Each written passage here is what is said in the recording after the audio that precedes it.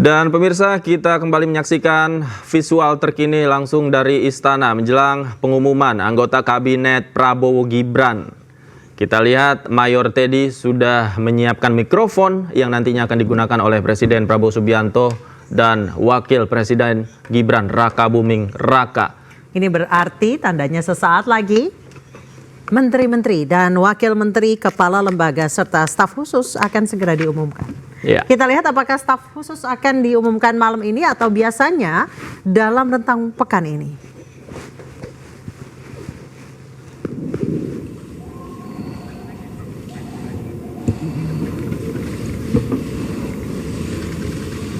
Bismillahirrahmanirrahim. Assalamualaikum warahmatullahi wabarakatuh. Salam sejahtera bagi kita sekalian. Shalom, Om Swastiastu, Namo Buddhaya, salam kebajikan. Selamat malam saudara sekalian. Sebagaimana telah saya umumkan bahwa setelah saya dilantik pada tanggal 20 Oktober 2024, malam harinya saya akan umumkan Kabinet Pemerintah Republik Indonesia periode tahun 2024-2029 dengan kesepakatan para ketua umum koalisi kami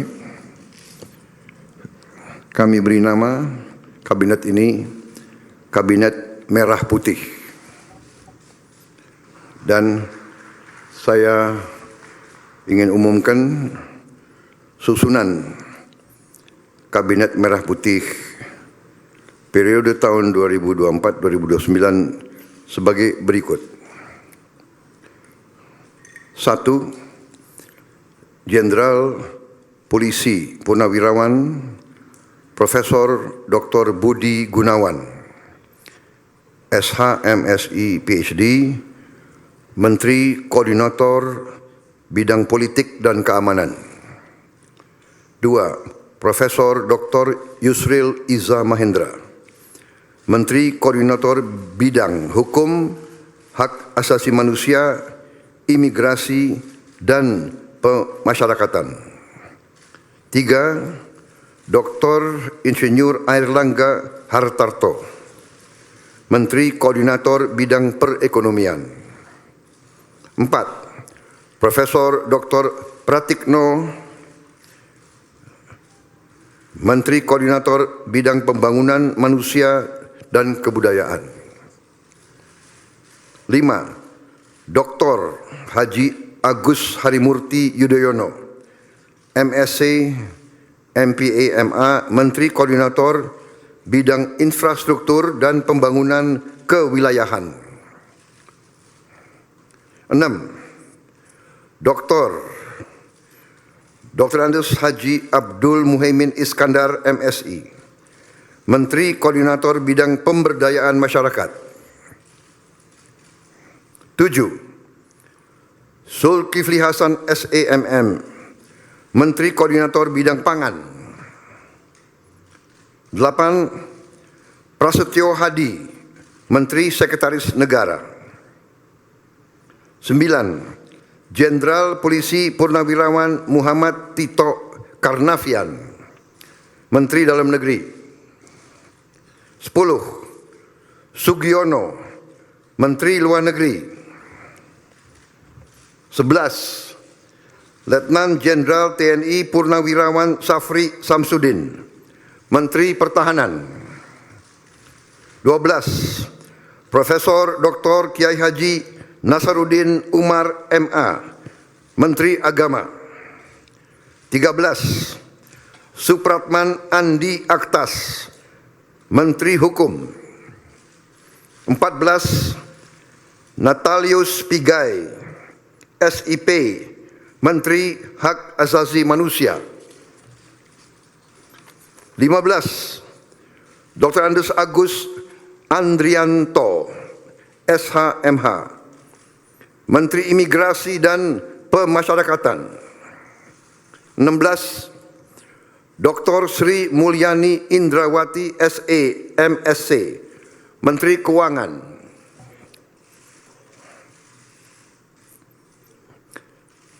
17. Profesor Dr.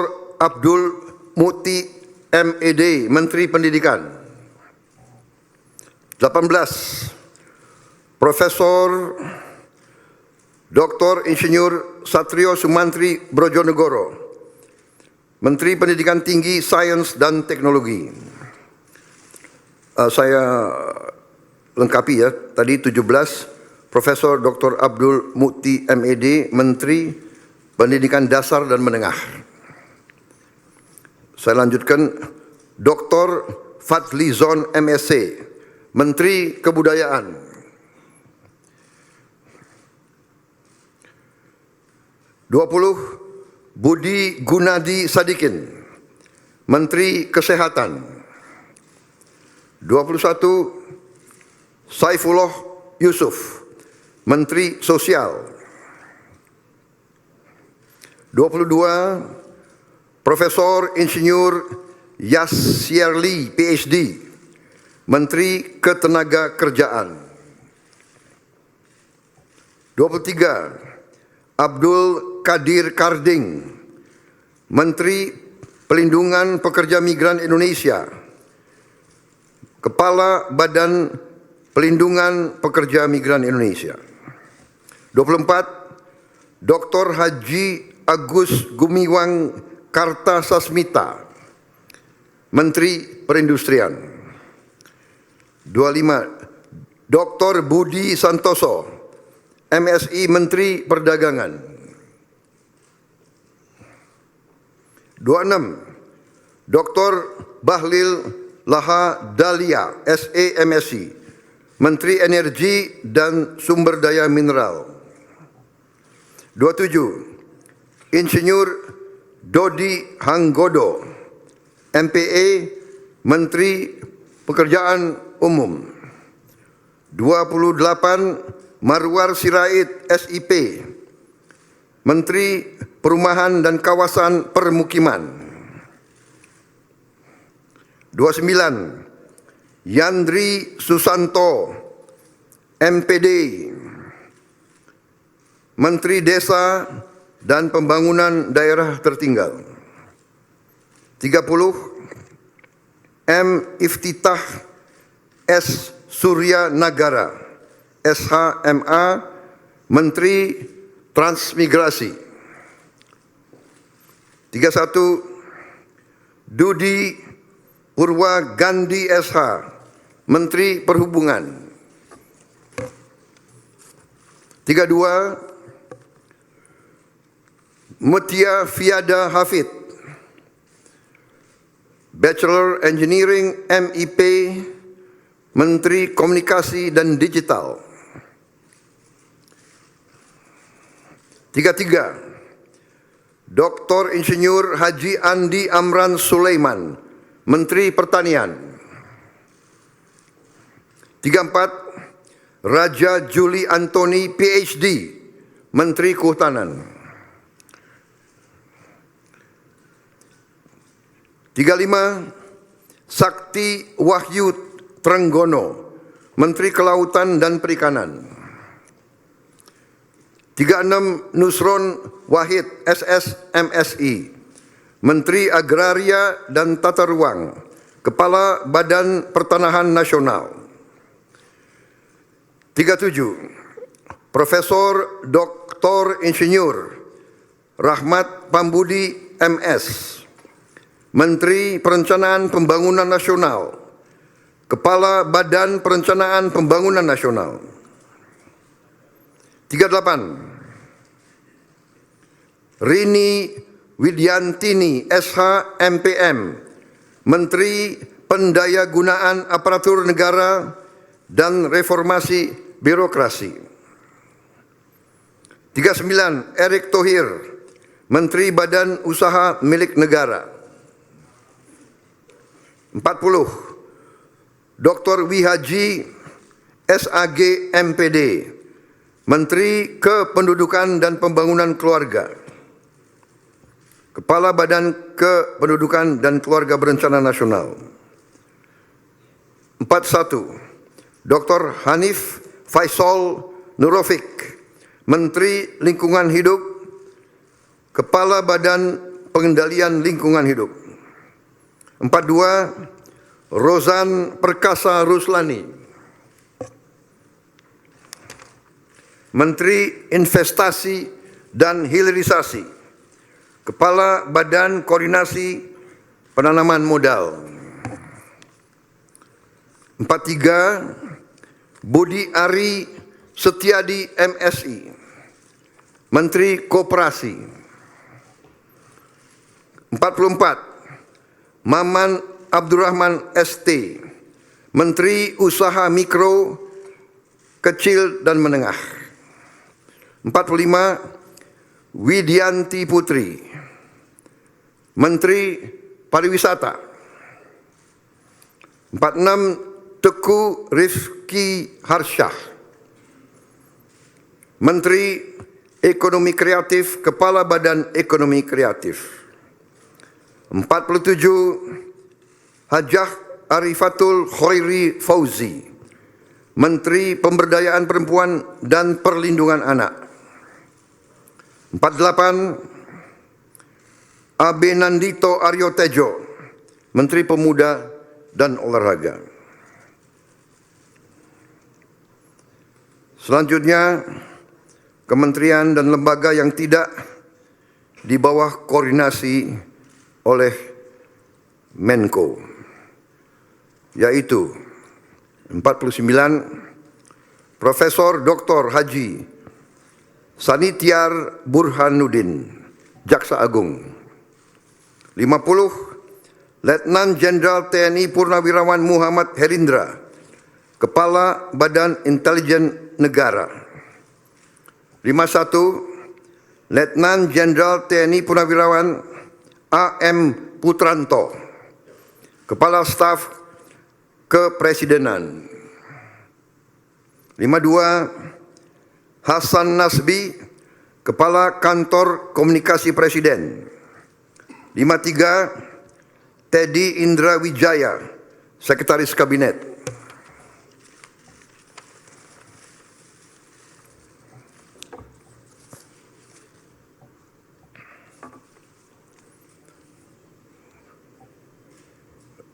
Daftar Wakil Menteri. Wamen.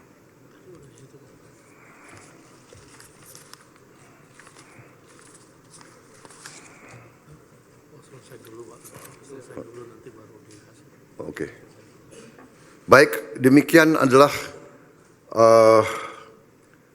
susunan para menteri dan kepala badan dari Kabinet Merah Putih.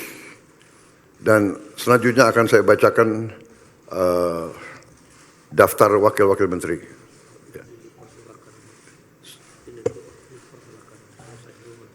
Baik, saya persilakan para menteri untuk bisa kembali. Tempatnya kurang rupanya. Ya, terima kasih.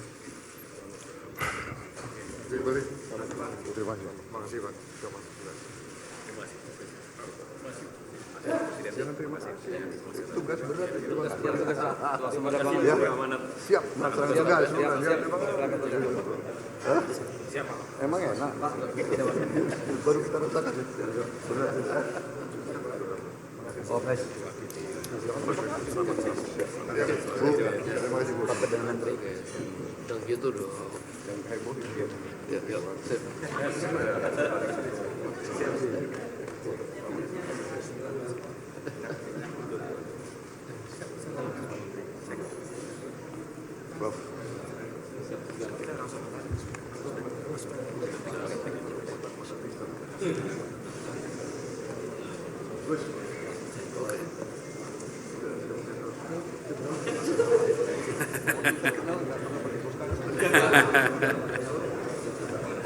Dan itulah pemirsa nama-nama pembantu presiden atau menteri Menko dan Menteri yang telah diumumkan oleh Presiden Prabowo Subianto pada malam ini. Ada sejumlah nama-nama yang cukup familiar dipertahankan dari Kabinet Presiden Joko Widodo dan Ma'ruf Amin. Iya, seperti tadi dikatakan bahwa nama kabinet ini diberi nama Kabinet Merah Putih, yang di dalamnya diisi oleh tokoh-tokoh yang memang sebelumnya kita ketahui bersama sudah dipanggil ke Kertanegara dan Hambalang untuk mengikuti pembekalan dari Prabowo Subianto. Dan tadi sudah diumumkan nama Menko dan juga menterinya. Setelah ini Presiden Prabowo Subianto juga akan mengumumkan nama-nama wakil menteri sambil kita tunggu bersama pemirsa.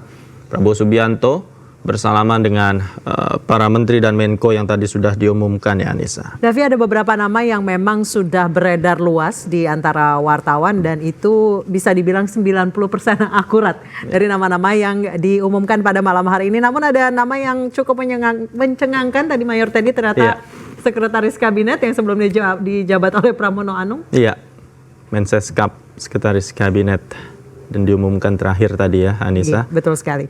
Kita akan nantikan siapa wakil-wakil menteri yang nanti akan membantu atau mempercepat kinerja dari menteri-menteri ini. Iya. Kita sambil tunggu siapakah yang akan mengumumkan, apakah Presiden Prabowo Subianto atau diumumkan oleh Wakil Presiden Gibran Rakabuming Raka. Baik, ada beberapa nama yang dipertahankan di posisinya. Seperti Budi Gunadi Sadikin, ini Menteri Kesehatan, kemudian Jaksa Agung Sanitiar Burhanuddin, Sri Mulyani masih menjabat sebagai Menteri Keuangan. Masih menjabat sebagai Menteri Keuangan setelah dulu di Kabinet Presiden SBY, kemudian 2 periode di Presiden Joko Widodo, dan sekarang kembali menjadi Menteri Keuangan. Kemudian Tito Karnavian masih sebagai Mendagri, kemudian Erlangga Hartarto masih Menko Perekonomian. Dan Erick Thohir ya masih Menteri BUMN. Menteri BUMN. Dan Bahlil Lahadalia. Ya. Memang cukup terbilang baru ya menjadi Menteri SDM, kembali menjadi Menteri SDM. Ada beberapa nama lama namun beda jabatan. Ya. Di antaranya adalah Pak Pratikno yang sekarang menjabat sebagai Menko PMK, sebelumnya adalah Setnek, Mensesnek. Kemudian ada Agus Harimurti Yudhoyono. Sebelumnya Menteri ATR BPN, sekarang Menko Infrastruktur Pembangunan Kewilayahan. Ada nama-nama lama yang hanya Budi Ari. Ya, Budi Ari Setiadi. Sebelumnya Menkominfo. Sekarang Menteri Koperasi. Agus Andrianto sebagai Menteri Imigrasi dan Pemasyarakatan. Ini rupanya adalah salah satu pos menteri baru. Iya. Yang sebelumnya digabung di Menkumham. Betul.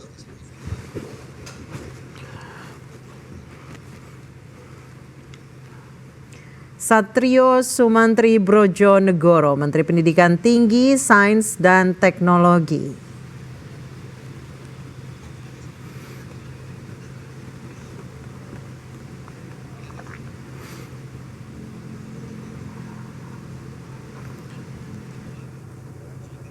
Ya, ini Erlangga Hartarto yang masih menjabat sebagai Menko Perekonomian. Sebenarnya ada beberapa nomenklatur baru ya, yang sebelumnya digabung menjadi satu kementerian, kemudian saat ini dipisah. Contoh salah satunya adalah Menteri Koperasi begitu, dan UMKM saat ini dipisah ya. Budi Ari Setiadi menjabat sebagai Menteri Koperasi, kemudian Maman Abdurrahman sebagai Menteri UMKM. Dengan perubahan nomenklatur ini memang Davi tidak bisa kita elakkan bahwa memang butuh perubahan atau butuh adaptasi di nomenklatur baru ini. Kalau diprediksi sekitar 1 sampai 1,5 tahun. Betul. Namun kita harapkan menteri-menteri ini meskipun dengan nomenklatur yang baru itu bisa segera bekerja. Betul. Terutama dengan target 100 hari pertama ya. Segera bekerja dan kita harapkan bisa berdampak secara langsung bagi masyarakat. Sambil kita menantikan pemirsa pengumuman para wakil menteri, kita masih belum tahu siapa saja nama-nama wakil menteri. Mutia Hafid, salah satu jurnalis senior yang saat ini menjadi Menteri Informasi dan Digital. Menteri Komunikasi dan Digital. Memang sebagaimana tadi pidato beliau di pengambilan sumpah jabatan juga untuk ke depan pemerintahan yang berbasis digital. Jadi itu salah satunya tadi kita dengarkan langsung di pidato beliau. Yang kedua, ongoing PR ya yang dari sebelumnya judul itu juga beliau titip untuk terus dilakukan perang terhadap judul. Lain-lain nanti menyusul. Kemarin arahannya karena memang padat waktunya masih di 2 itu. Ini enggak emang biasanya sama seperti Menkominfo ya Bu, tapi cuma ada tambah digital saja. Penambahan digital ini untuk menjawab juga perkembangan teknologi dan zaman. Artinya komunikasi memang ke depan juga tentu berbasis digital, tapi juga kita tahu kemarin salah satu PR kita juga adalah bagaimana mengamankan data-data kita. Itu juga terkait dengan digital dan pemerintahan yang efisien, efektif. Itu juga bisa dilakukan dengan juga penerapan digital. Karena itu fokus dari kementerian tetap sama, hanya memang ada penambahan heavy atau pembobotan dalam isu-isu terkait pembangunan digital di tanah air. Gitu. Tadi jadi jumlahnya 8 ya, jumlahnya 8. Kan pemenang kedua juga ya, tapi ya memang akhirnya jadi paling banyak. Sebagian kan memang karena meneruskan kerja-kerja baik di pemerintahan sebelumnya gitu. Makasih ya. Selamat ya. Terima kasih banyak ya. Selamat ya.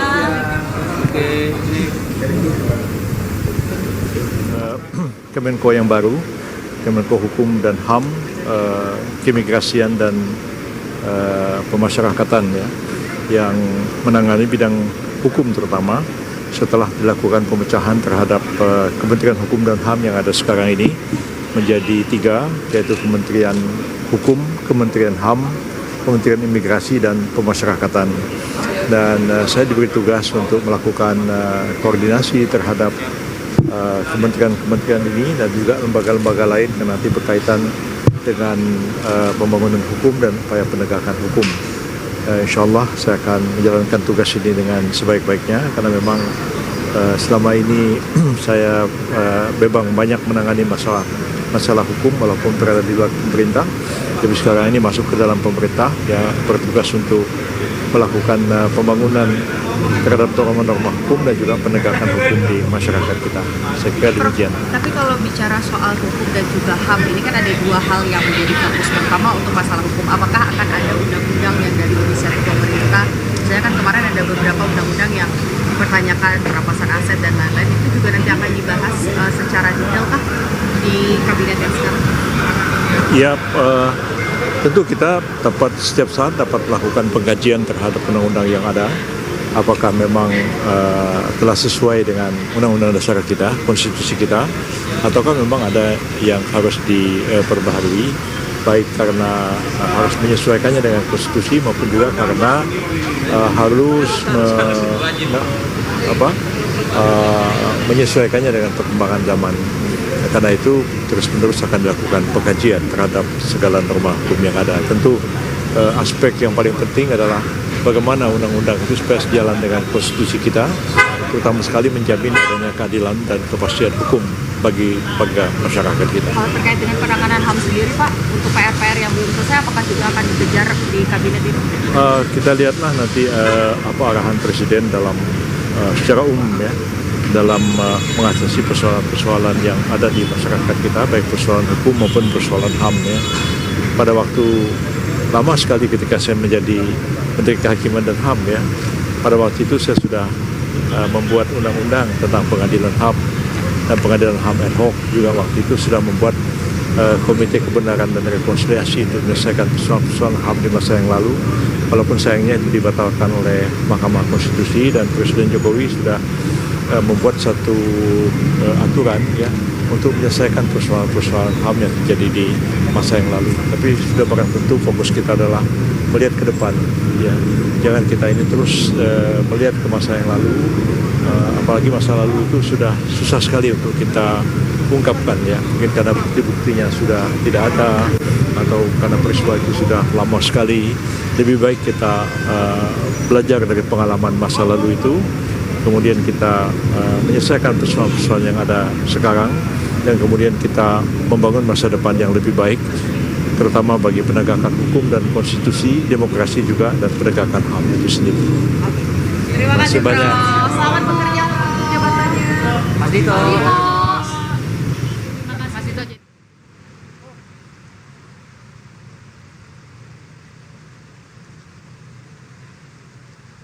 Maju sedikit Bro. Ya. Ya, terkait dengan tugas ini kan kembali didapuk jadi Menpora. Kira-kira apakah targetnya masih sama atau ada hal yang berbeda? Ya, pastinya dari Bapak Presiden Pak Prabowo targetnya masih sama, apalagi beliau tempo hari sempat hadir langsung di Paris menyaksikan Olimpik, dan beliau merasakan sekali atmosfernya dan memiliki semangat yang dimana ingin Indonesia naik peringkat di Olimpiade maupun Paralimpiadenya. Dan ya pastinya beliau kan kita ketahui itu gila olahraga juga, jadi ya semangatnya pasti akan makin ngegas lah. Tapi ada titipan kemarin kan juga sempat ada pembekalan di Hambalang, ada yang berkaitan spesifik dengan Menpora nggak Mas? Ya, pastinya ketika pembekalan itu bagaimana positioning Indonesia di mata dunia, dan olahraga menjadi salah satu toolsnya dalam contohnya kebanggaan nasional dan juga diplomasi olahraganya. Jadi mungkin ke depan akan bertambah tupoksi di mana berdiplomasi juga dengan olahraga. Jadi ya pastinya baik itu generasi muda, pemuda, dan olahraga, ya ini akan menjadi salah satu prioritas dan komitmen dari kepemerintahan Kabinet Merah Putih. Itu kembali jadi Menteri Pemuda. Ya, sekarang sih udah termuda atau enggak, yang penting bagaimana ini kita sebagai generasi muda benar-benar bisa menunjukkan bagaimana bisa berkontribusi buat bangsa, khususnya untuk membantu para anak-anak muda dan juga olahraga Indonesia kita di mata dunia. Misalnya soal PSSI. Kenapa PSSI? Timnas Ya, kan gimana? ada perbedaan respon dari AFC. Nah itu nanti tindak lanjutnya akan seperti apa soal kecurangan dan juga soal permintaan supaya nggak tanding di Jakarta. Ya, terkait dengan kecurangan itu disilakan langsung dengan tim PSSI yang melakukan advokasi. Terkait dengan tetapnya pertandingan di Indonesia, saya sudah berkoordinasi dengan Pak Ketum PSSI, di mana kita sebagai Menteri Olahraga sudah menjamin bahwa keamanan tim Bahrain di Indonesia pasti kita jamin. Dan ini bukan, jangan cari alasan.